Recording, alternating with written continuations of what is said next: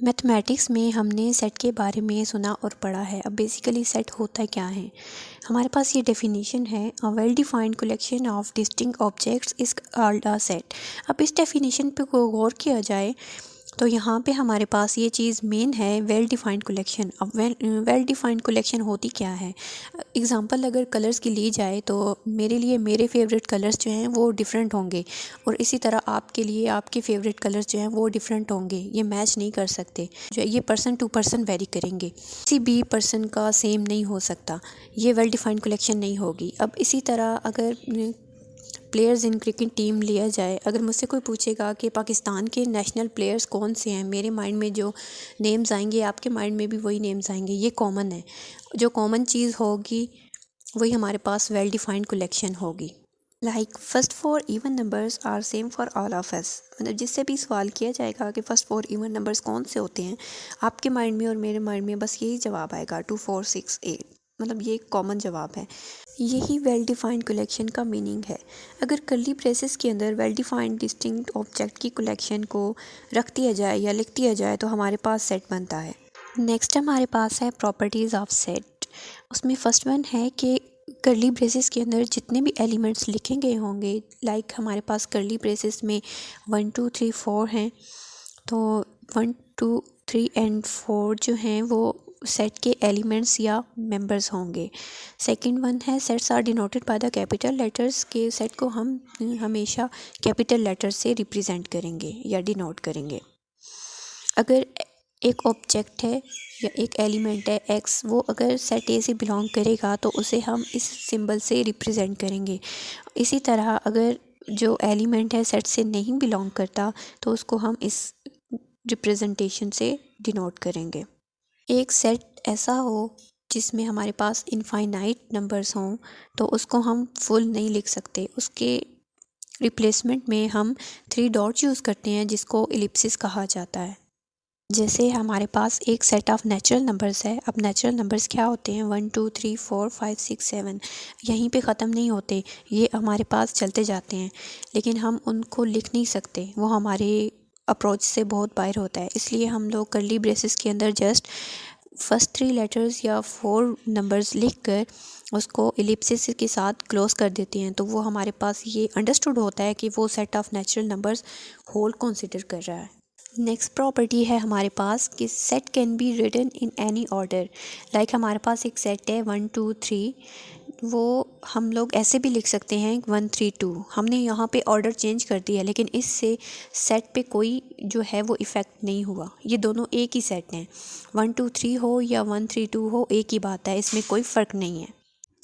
Next property हमारे पास है same elements can't be repeated. जैसे ये सेट है 1 2 3 और अगला सेट है 1 2 2 3। जो 1 2 2 3 है इसमें 2 जो है वो रिपीट हो रहा है। ये हमारे पास डेफिनेशन हमने क्या पढ़ी थी? Well defined collection of distinct objects. यहाँ पे डिस्टिंक्ट ऑब्जेक्ट्स नहीं है, 2 जो है वो रिपीट हो गया, इसलिए ये हमारे पास सेट नहीं होगा। नेक्स्ट हमारे पास है रिप्रेजेंटेशंस ऑफ सेट। सेट को हम 3 टाइप की रिप्रेजेंटेशंस में रिप्रेजेंट कर सकते हैं। फर्स्ट वन हमारे पास है टेबुलर और रोस्टर रिप्रेजेंटेशन, सेकंड वन है डिस्क्रिप्टिव एंड थर्ड वन है हमारे पास set builder form. Tabular form और roster method, listing all the elements of a set separated by commas and enclosed within braces or curly brackets. This method is called the roster method. Like हमारे पास कोई भी collection है, well defined collection of distinct objects, like first 5 natural numbers है या set of even numbers, तो उसको अगर हम हर एलिमेंट को सेपरेट कर दें कोमा से और कर्ली ब्रेसेस के अंदर उस कलेक्शन को लिख दें तो हमारे पास वो जो है टेबुलर रिप्रेजेंटेशन होगी। जैसे हमारे पास ये set A B and C examples given हैं। ए में हमारे पास है the set of first 5 natural numbers as you can see. B में हमारे पास है set of even numbers up to 50। अब यहाँ पे हमने इवन नंबर्स का सेट लिखना था, 2 4 6 लिखने के बाद यहाँ पे हमने एलिप्सिस का सिंबल यूज़ किया है ये डिनोट करने के लिए कि 6 से 50 तक इवन नंबर्स हमारे पास यहाँ पर मौजूद हैं, लेकिन हमने उन्हें लिखा नहीं है क्योंकि वो बहुत लॉन्ग टर्म बन जानी थी। अब सेट सी में हमारे पास set of positive odd numbers हैं। नेक्स्ट हमारे पास है डिस्क्रिप्टिव फॉर्म। या descriptive representation, stating in words the elements of a set. Descriptive जो है वो बेसिकली डिस्क्रिप्शन से निकला है। इसमें सेट को वर्ड्स की फॉर्म में रिप्रेजेंट किया जाता है। जैसे हमारे पास सेट ए है, ऊपर हमारे पास टेबुलर फॉर्म में भी सेम सेट गिवन था, लेकिन वो हमारे पास वर्ड्स की फॉर्म में उसको कर्ली ब्रैकेट्स के अंदर लिखा गया था।